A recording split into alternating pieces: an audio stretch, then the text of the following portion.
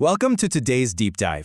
आज हम युवाल नोहा हरारी की फेमस बुक सेपियंस के उस शॉकिंग पर्सपेक्टिव को अनपैक करने वाले हैं जिसने हिस्ट्री को देखने का पूरा नजरिया ही बदल दिया। जनरेशन से हमें लगता है कि एग्रीकल्चरल रेवोल्यूशन ह्यूमैनिटी के लिए एक मैसिव लीप फॉरवर्ड था, राइट? हम इसे एक ऐसे मोमेंट की तरह देखते हैं जब हमने नेचर को फाइनली कॉन्कर कर लिया। बट हरारी का टेक्स्ट इस कोर असम्पशन को हेड ऑन चैलेंज करता है। सोर्स मटेरियल एक बहुत ही अनकंफर्टेबल क्वेश्चन उठाता है। क्या अपने अनवाइल्ड हंटर गैदरर रूट्स को छोड़कर अचानक से फार्मिंग शुरू करना एक्चुअली ह्यूमन हिस्ट्री की सबसे बड़ी मिस्टेक थी? Number 1. The agricultural myth. Let's see how the story usually goes. तो पहले उस ट्रेडिशनल नैरेटिव की बात करते हैं जो हमने स्कूल टेक्स्ट बुक्स में पढ़ा है। स्टोरी कुछ ऐसी है कि एवोल्यूशन ने ह्यूमंस को और स्मार्ट बनाया, हमने नेचर के सीक्रेट्स को डिकोड किया और फाइनली उस डेंजरस, थका देने वाली फॉरेजर लाइफ से निकलकर फार्मर्स की एक स्टेबल, सेफ लाइफ अपनाई। Sounds like a huge win, है ना? वेल, हरारी के हिसाब से the reality was exactly the opposite. Text बताता है कि एंशिएंट फॉरेजर्स एक्चुअली आज के या अर्ली फार्मर्स के कंपैरिजन में कहीं ज़्यादा हेल्दी और वेरिड डाइट एंजॉय करते थे। वो लोग दिन में कम घंटे काम करते थे और छोटे नोमैडिक ग्रुप्स में घूमने की वजह से उन्हें उन इन्फेक्शियस डिजीजेस का खतरा ना के बराबर था जो बाद में क्राउडेड एग्रीकल्चरल सेटलमेंट्स में वाइल्ड फायर की तरफ फैले। बेसिकली फार्मिंग के इस ट्रांजिशन ने एक्चुअली एक काफ़ी अच्छी मैनेजेबल लाइफ को बैक ब्रेकिंग लेबर और पुअर डाइट के साथ ट्रेड कर दिया। इनफैक्ट बुक इस हार्श रियलिटी को एक बहुत ही स्ट्राइकिंग स्टेटमेंट के साथ सम अप करती है। The agricultural revolution was histories biggest fraud. ये अपने आप में एक बहुत बड़ा हैवी क्लेम है। अगर ये वाकई एक फ्रॉड था जिससे ना तो एवरेज इंडिविजुअल को कोई इमीडिएट फायदा हुआ और ना ही हमारी डेली लाइफ आसान हुई, तो सवाल ये उठता है कि इस मैसिव डिसेप्शन के पीछे रिस्पॉन्सिबल कौन था? इस फ्रॉड का एक्चुअल कल्प्रिट आखिर था कौन? That brings us to number 2. Who domesticated whom? A complete perspective flip. इस पॉइंट पर बुक एक बहुत ही fascinating, mind bending perspective flip present करती है। हम हमेशा बड़ा प्राउडली एज्यूम करते हैं कि ह्यूमंस ने नेचर को मास्टर किया और प्लांट्स को डोमेस्टिकेट किया। बट हरारी आर्ग्यू करते हैं कि नहीं, ह्यूमंस ने वीट, राइस या पोटैटोज को डोमेस्टिकेट नहीं किया, बल्कि उन प्लांट्स ने हमें डोमेस्टिकेट किया। और सबसे इंटरेस्टिंग बात यह है कि ये शिफ्ट टू फार्मिंग दुनिया भर में इंडिपेंडेंटली मल्टीपल जगहों पर हुआ। सेंट्रल अमेरिका में लोगों ने मेज ग्रो करना शुरू किया, साउथ अमेरिका में पोटैटोज और चाइना में राइस, और ये सब एक दूसरे से बिल्कुल अनजान थे।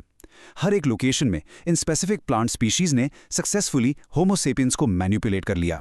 यहाँ एक बहुत ही क्लेवर लिंग्विस्टिक पॉइंट निकलता है। जरा वर्ड डोमेस्टिकेट पर ध्यान दीजिए। ये लैटिन रूट डोमस से निकलकर आया है जिसका लिटरल मीनिंग होता है हाउस या घर। तो अब अपने आप से पूछिए, घर में रह कौन रहा है? वो वीट तो नहीं है, वो होमो सेपियंस हैं। हम ही थे जो परमानेंटली फिजिकल लोकेशन से बंध गए। एक वाइल्ड ग्रास की देखभाल करने के लिए हमने अपनी पूरी नॉमेडिक फ्री रोमिंग लाइफ हमेशा के लिए चेंज कर दी।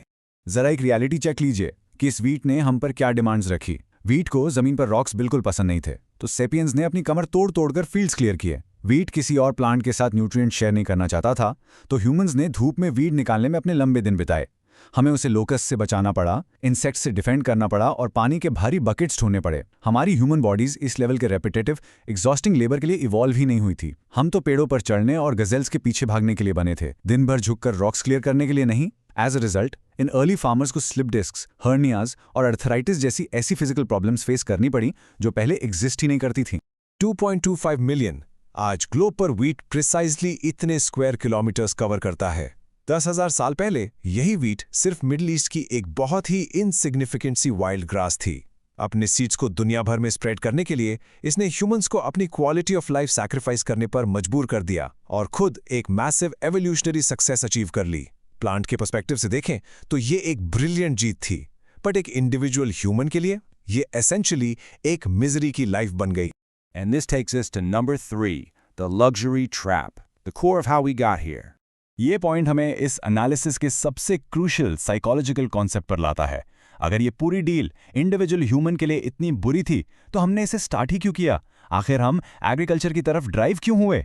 हरारी बड़ा क्लियरली एक्सप्लेन करते हैं कि ये कोई सिंगल कॉन्शियस चॉइस नहीं थी, बल्कि एक स्लो, डिसेप्टिव प्रोसेस था जिसे वो लग्जरी ट्रैप कहते हैं। स्टेप 1, लोगों ने छोटे छोटे इंप्रूवमेंट्स किए, जैसे कुछ वाइल्ड सीड्स को प्लांट करना, ये सोचकर कि उनकी लाइफ थोड़ी आसान हो जाएगी और उन्हें सर्टेनिटी मिलेगी। स्टेप 2, इस एक्स्ट्रा फूड सिक्योरिटी की वजह से पॉपुलेशन रैपिडली बढ़ने लगी।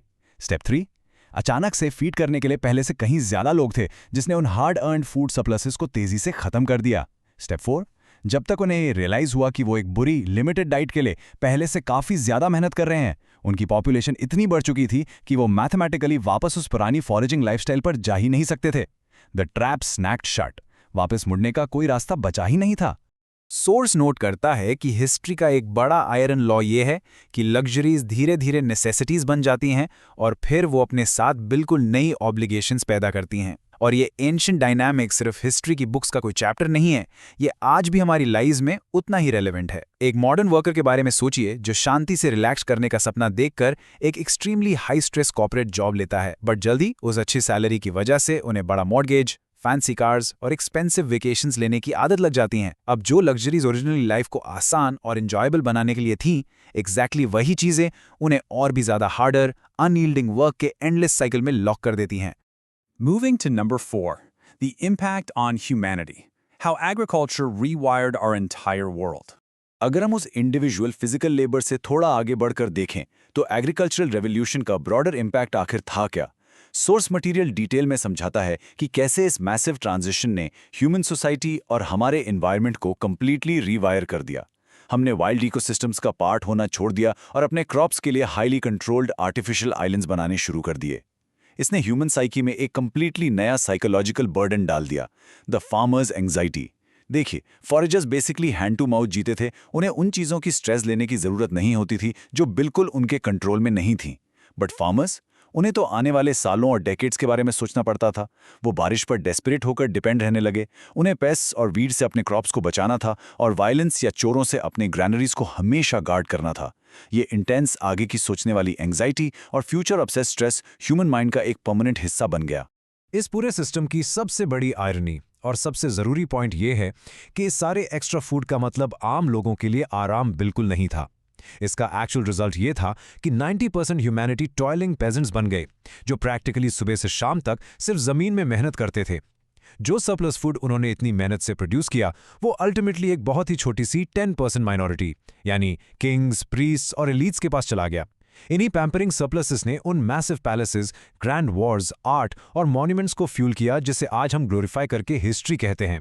हिस्ट्री एसेंशियली वही है जो उस मुट्ठी भर एलीट्स ने किया जब बाकी सारी ह्यूमैनिटी लिटरली फील्ड्स में हल चला रही थी।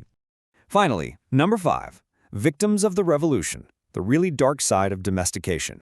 बुक पॉइंट आउट करती है कि हमारी ह्यूमैनिटी अकेली ऐसी स्पीशीज बिल्कुल नहीं थी जो इस एग्रीकल्चरल ट्रैप में फंसी। इस रेवोल्यूशन के और भी ज्यादा ट्रैजिक विक्टिम्स थे। शीप, काउज और चिकन्स जैसी स्पीशीज को एक एक्सट्रीमली डिजास्ट्रस फॉस्टियन बार्गेन करनी पड़ी।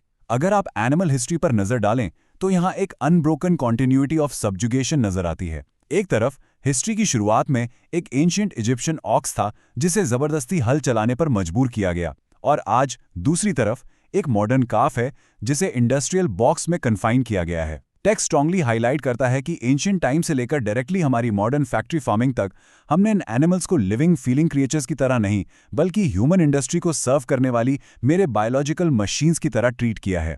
हरारी यहाँ से एक एक्सेप्शनली पावरफुल कंक्लूजन निकालते हैं। वो बताते हैं कि एवोल्यूशनरी सक्सेस और इंडिविजुअल सफरिंग के बीच एक मैसिव हार्ट ब्रेकिंग डिस्क्रिपेंसी है। बायोलॉजिकली और स्ट्रिक्टली नंबर्स के हिसाब से देखा जाए तो कैटल और चिकन्स आज इस प्लैनेट पर सबसे ज्यादा न्यूमेरिकली सक्सेसफुल स्पीशीज हैं।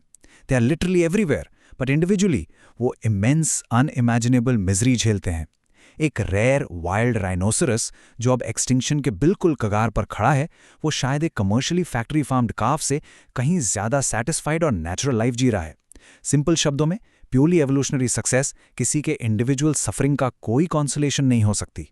एग्रीकल्चरल रेवोल्यूशन ने बिना किसी डाउट के हमारी स्पीशीज की ट्रैजेक्टरी को हमेशा हमेशा के लिए बदल दिया।